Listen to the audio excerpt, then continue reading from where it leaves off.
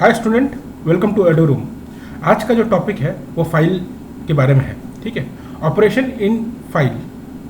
ठीक है, हम लोग फाइल एक जावा प्रोग्राम के द्वारा एक फाइल को कैसे मेंटेन करेंगे। ठीक है, तो सबसे पहले मैं आपको बताऊंगा कि फाइल क्यों चाहिए और क्या है फाइल। ठीक है, देखिए, file are the most important mechanism of storing data permanently on a mass storage device. ठीक है, फाइल क्या है? फाइल एक प्लेस है, मतलब एक मैकेनिज्म है जहाँ पे आप डेटा स्टोर कर सकते हो। ठीक है, मैं आपको इतने सारे प्रोग्राम लिख के दिखाया हूँ जहाँ पे ये नंबर वो नंबर, मतलब जैसे पैलिंड्रोम नंबर है या आपका suppose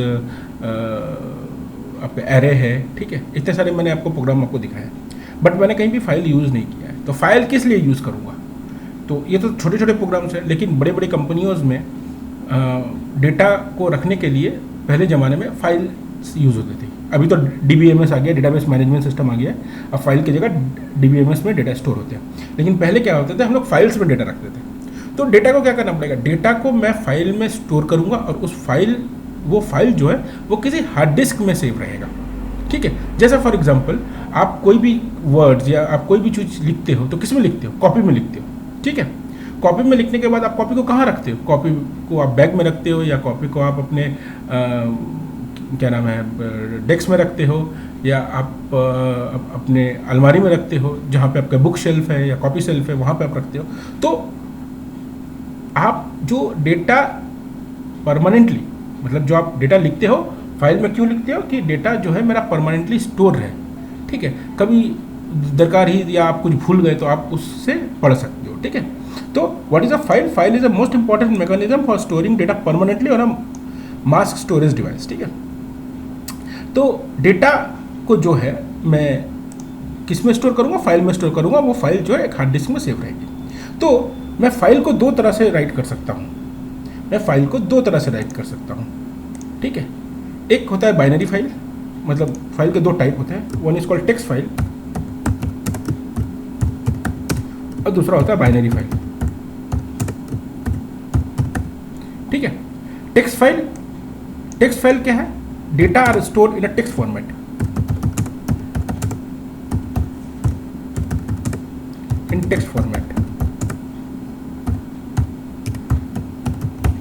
that is ASCII value, ASCII format. ठीक है, data are stored in ASCII format और यूनिकोड फॉर्मेट। ठीक है, फाइन। अब बाइनरी फाइल में क्या? बाइनरी फॉर्मेट में रहेगा।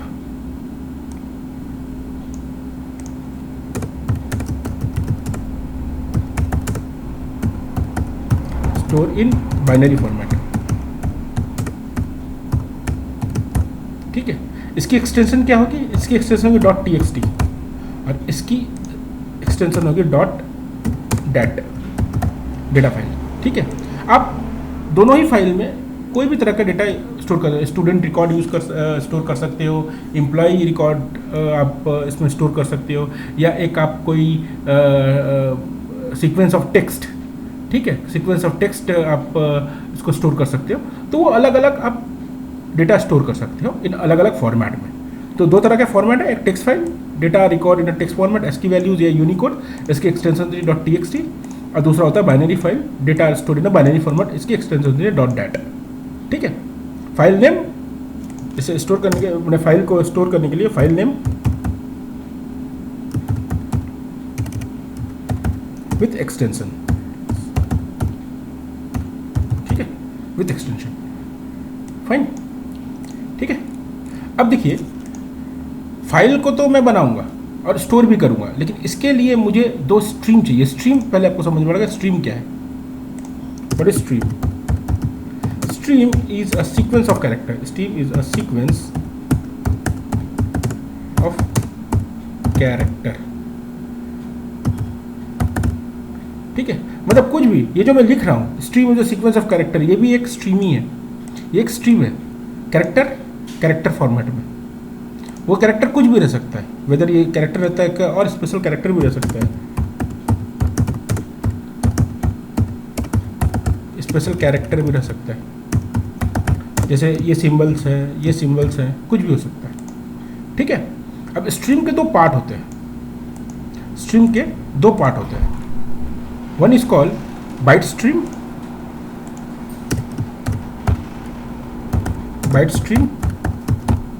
Second is called character stream.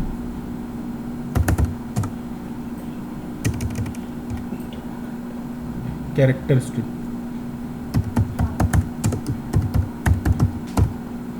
Byte stream और कैरेक्टर स्ट्रीम। बाइट स्ट्रीम में डेटा फॉर्मेट जो फाइल है वो सेव होगा in binary format. Byte stream में क्या रहेगा, बाइनरी फॉर्मेट रहेगा, बाइनरी डेटा रहेगा। और कैरेक्टर स्ट्रीम में कैरेक्टर डेटा रहेगा, मतलब in forms of that is ASCII value, ASCII value रहेगी और ये बाइनरी फॉर्मेट में रहेगी। ठीक है, ये दो प्रकार के स्ट्रीम है। फाइन, तो एक बाइट स्ट्रीम है और एक कैरेक्टर स्ट्रीम है। ठीक है तो क्या है, a stream can be defined as a sequence of data और a character. There are two kind of stream. One is called byte stream. Byte stream के दो क्लास हैं, one is input stream and output stream. एक input stream है और दूसरा output stream है। Fine, ये दो स्ट्रीम्स है इन अ बाइट स्ट्रीम। और कैरेक्टर स्ट्रीम्स में जो है वो दो क्लास है, one is called reader class and another is writer class. मतलब ये सब मैं यूज करके ही आपका फाइल को बनाऊंगा, फाइल में डेटा को राइट करूंगा। ठीक है, फाइन। अब देखिए ये कुछ क्लासेस के बाइफर्केशंस हैं। ठीक है, जैसे जावा स्ट्रीम क्लास को दो भागों में डिवाइड किया गया है, byte stream and character stream, जैसे मैं आपको बताया। ठीक है, बाइट स्ट्रीम के दो क्लास है, input stream, output stream. Input stream में देखिए file input stream, byte array input stream, object input stream, sequence stream, filter input stream, ये इसके सब क्लासेस हैं। आउटपुट स्ट्रीम क्या है, file output stream, byte array output stream. देखिए same है, यहाँ पे बाइट एरे इनपुट स्ट्रीम है, यहाँ बाइट एरे आउटपुट स्ट्रीम है। ऑब्जेक्ट इनपुट स्ट्रीम है, यहाँ पे ऑब्जेक्ट आउटपुट स्ट्रीम है। यहाँ पे सीक्वेंस है, यहाँ पे पाइप आउटपुट स्ट्रीम है। फाइल इनपुट स्ट्रीम, यहाँ पे file output filter output stream है। ठीक है, इसके क्या buffer input stream and buffer output stream. और इसके भी सब क्लास में है data input stream and data output stream. ये जितने भी हैं ये सब बाइट स्ट्रीम है। मतलब अगर मैं इनको यूज़ करूँगा, बाइट स्ट्रीम के क्लासेस के यूज़ करूँगा, तो data are written in a file in a binary format. मतलब ये बाइट स्ट्रीम मैं फॉलो कर रहा हूँ। ठीक है, उसी तरह से जैसे जावा क्लास में मैंने आपको बताया जावा इनपुट दो बाइट, उसी तरह कैरेक्टर स्ट्रीम्स भी है। कैरेक्टर स्ट्रीम्स को अगर मैं यूज़ करूँगा तो इसके दो सब क्लास है, रीडर एंड राइटर। इसके भी बफर रीडर है, बफर राइटर है। मैं आपको ये जो इनपुट स्ट्रीम रीडर यूज़ करता हूँ ना, इनपुट स्ट्रीम रीडर, तो उसमें मैं बफर रीडर यूज़ करता हूँ ना, तो वही है। देखिए इनपुट स्ट्रीम रीडर का है ये एक पार्ट है। ठीक है, जैसे बफर रीडर है, कैरेक्टर रीडर है, स्ट्रिंग रीडर है, फिल्टर रीडर है, इनपुट स्ट्रीम रीडर है, इसमें file reader and file writer है, ये इसके सब क्लास है। ठीक है, अगर मैं कैरेक्टर को राइट करना चाहता हूँ, कैरेक्टर को रीड करना चाहता हूँ, तो मुझे इन क्लासेस की दरकार पड़ेगी। तो ये दो डिवाइड है। अगर मैं बाइट मतलब बाइनरी फॉर्मेट में डेटा को रीड राइट करना चाहता हूँ तो मुझे ये क्लासेस यूज़ करनी पड़ेंगी।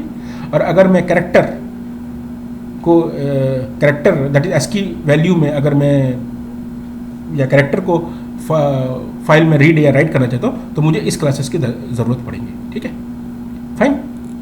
ठीक है, ऑलरेडी मैं आपको binary input stream that is input stream reader या बफर रीडर से मैंने आपको बहुत सारे प्रोग्राम करके दिखाया था इनपुट और आउटपुट के लिए। ठीक है, आप डेटा से इनपुट ले सकते हो, आउटपुट। ये मैं क्या कर रहा हूँ, ये मैं कंसोल से इनपुट ले रहा हूँ। ठीक है, बट राइट करने के लिए मैं फाइल में राइट करूँगा। ठीक है, इसके लिए मुझे फाइल रीडर और फाइल राइटर की दरकार पड़ेगी। ये मेन क्लासेस है मेरे लिए। ठीक है, फाइन। तो चलिए मैं एक आपको प्रोग्राम करके ही दिखाता हूँ कि कैसे आप फाइल राइटर को और फाइल रीडर को यूज़ करोगे। फाइन, ये देखिए मैंने एक प्रोग्राम बनाया है फाइल राइटर का। मैं सबसे पहले क्या करूँगा, फाइल को राइट करूँगा। सबसे पहले मेरा काम होगा फाइल को राइट करना। पहले आप फाइल को राइट करोगे तभी तो आप फाइल को रीड करोगे। ठीक है, पहले आप फाइल को राइट करोगे तब भी आप रीड करोगे। तो देखिए मैंने try catch block that exception handling भी मैंने इसमें फॉलो किया है कि जिससे आपको एक्सेप्शन हैंडलिंग का भी थोड़ा कॉन्सेप्ट आ जाए। ठीक है, तो मैंने क्या लिखा है, सबसे पहले आयो, क्योंकि इनपुट आउटपुट पैकेज में ही सब ये जितने भी पैकेजेस हैं, ये जितने भी मेरे क्लासेस हैं, ये जितने भी क्लासेस हैं, ये सब आईओ स्ट्रीम में डिफाइंड है, आईओ स्ट्रीम के पैकेज में रिसाइड करते हैं। ठीक है, तो इसलिए मैंने क्या लिया, इसलिए मैंने आईओ पैकेज को इंपोर्ट किया।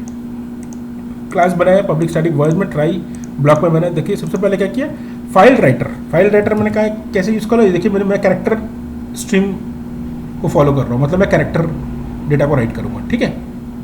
Data will be right in character format, that is ASCII format. तो देखिए मैंने फाइल राइटर को लिया है, मैं राइट करूँगा तो इसलिए फाइल राइटर को लिया है।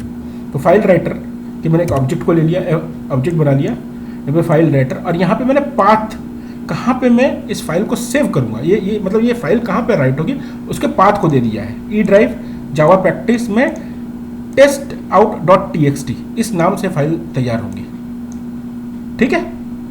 मैं क्या राइट कर रहा हूँ, fw.write, fw क्या है, इसका ऑब्जेक्ट है, और राइट एक फंक्शन है जिससे मैं इस डेटा को राइट करूँगा। आप बफर रीडर के थ्रू भी डेटा को लेके राइट कर सकते हो, ठीक है, फाइन। मैंने फाइल को राइट किया और फाइल को क्लोज कर दिया।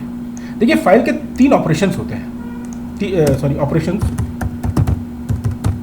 इन फाइल, क्या क्या, ओपनिंग अ फाइल और क्रिएटिंग फाइल। अगर फाइल क्रिएट नहीं है तो क्रिएट करो, अगर क्रिएट है तो ओपन करो, ठीक है। रीडिंग और राइटिंग अ फाइल, एक फाइल को रीड या राइट करना है, क्लोजिंग फाइल। ये बेसिकली 3 मेजर ऑपरेशन है फाइल में। एक तो पहले ओपनिंग और क्रिएटिंग करूंगा, अगर ओपन है, अगर क्रिएटेड है तो ओपन कर लिया, ओपन करने के बाद मैं ये 2 ऑपरेशन कर सकता हूँ, रीड भी कर सकता हूँ, राइट भी कर सकता हूँ। उसके बाद क्लोजिंग ऑफ फाइल। ये 3 ऑपरेशंस मेजर ऑपरेशंस है इन फाइल, ठीक है। उसी तरह से मैंने क्या किया, सबसे पहले फाइल को क्रिएट किया क्योंकि ये फाइल क्रिएट नहीं था, ठीक है। उसके बाद मैंने इस फाइल में कुछ राइट किया और उसके बाद क्लोज कर दिया। क्योंकि मैंने ट्राई ब्लॉक लिया है तो इसलिए मैंने कैच ब्लॉक को यहाँ पे कैच ब्लॉक को मैंने यहाँ पे डिफाइन किया। डिफाइन करने के बाद यहाँ पे मैंने जस्ट अगर कोई एक्सेप्शन होती है तो यहाँ पे मैंने एक्सेप्शन को जनरेट किया। मैं आपको एक चीज़ दिखाऊंगा और फिर उसके बाद मैंने सक्सेस को प्रिंट कराया। अगर सक्सेसफुली राइट होती है, अगर फाइल क्रिएट होता है तो ये आपका सक्सेस दिखाएगा, ठीक है। चलिए मैं एक छोटा सा आपको इसमें चेंज करता हूँ। रिलेटिव पाथ और एब्सोल्यूट पाथ का कॉन्सेप्ट है। जैसे हम लोग फाइल में इस तरह से करें, इसको रिलेटिव पाथ बोलते हैं, इसको यूज़ नहीं करना है। मैं एब्सोल्यूट पाथ को यूज़ करूँगा इस तरह से। मैं बता रहा हूँ कि ये मैंने क्यों यूज़ किया है। तो देखिए क्या होगा। मैं सबसे पहले कंपाइल किया और राइट को मैंने रन करवाया, सक्सेस, ठीक है। अब आप देखो कि कहाँ पे ये फाइल सी test.out यहाँ पे सक्सेस हो गया, ठीक है। सी वेलकम टू जावा पॉइंट। यहाँ पे आप को देखो फाइल राइट हो गई, ठीक है। इस फाइल को मैं एक बार डिलीट करता हूँ।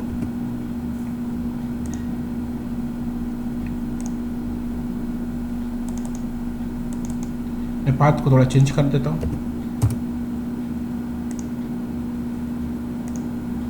वापस इसमें रन करवाता हूँ। देखिए ये एक्सेप्शन दे दिया। क्या एक्सेप्शन दिया? File not found exception this java.practice.test.out file, मतलब, और ये पहले एक्सेप्शन जनरेट किया फिर इसको सक्सेस दिया। देखिए अल्टीमेटली मेरा फाइल क्रिएट नहीं हुआ। आप देख सकते हैं यहाँ पे मेरा फाइल क्रिएट नहीं हुआ, इस फोल्डर में फाइल क्रिएट नहीं हुआ। देखिए ये फोल्डर का नाम जावा प्रैक्टिस है। क्यों क्रिएट नहीं हुआ? क्योंकि मैंने एब्सोल्यूट पाथ फॉलो किया था, एब्सोल्यूट पाथ फॉलो किया था।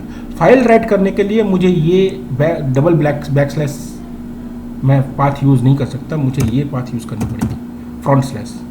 This is called absolute reference, absolute address, ठीक है, फाइन।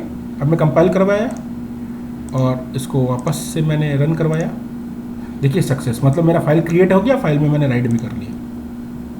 अब आप फोल्डर में जा सकते हो, यहाँ पे देखिए टेस्ट, आप देखो टेस्ट सी test.out नाम का फाइल तैयार हो गया और txt फॉर्मेट में, ठीक है।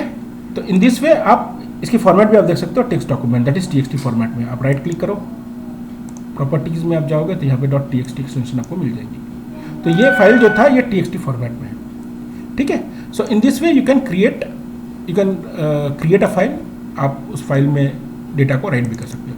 चलिए मैं यहाँ पे डेटा को थोड़ा चेंज कर देता हूँ, हाय अनूप कर दिया, मैंने राइट किया, कंपाइल करवाया। अब मैं इसको वापस से रन करवा रहा हूँ, सक्सेस। अब आप मेरे को ये चीज़ बताओ कि जो प्रीवियस डेटा था वो रहेगा कि नहीं रहेगा।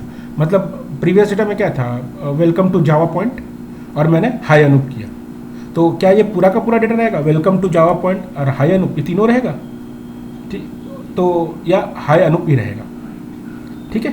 तो चलिए इसको करने के लिए मैं एक बार फाइल को वापस खोलता हूँ, देखता हूँ उसमें क्या है। सी यहाँ पे हाय अनूप है, ठीक है। तो मतलब क्या हुआ कि मेरा वो डेटा इरेज हो गया, ओवरराइट हो गया, ठीक है। तो ये डेटा ओवरराइट हो गए। तो इसको ओवरकम करने के लिए मैं क्या करूँगा, ये मैं नेक्स्ट वीडियो में बताऊँगा, ठीक है, फाइन। सो ये फाइल राइटर का प्रोग्राम था। मैं पहले फाइल रीडर का प्रोग्राम बनाऊंगा, उसके बाद उसको ओवरराइट करने के लिए क्या करना पड़ेगा वो मैं आपको बताऊँ, ठीक है। सो ये टॉपिक मैं यहीं पे एंड करता हूँ, I am ending this topic. अगर आपको और वीडियोस चाहिए तो आप इस ईमेल आईडी में मेरे को मिल कर सकते हैं या इस फोन नंबर पर फ़ोन भी कर सकते हैं, okay. So I am ending this topic, thank you.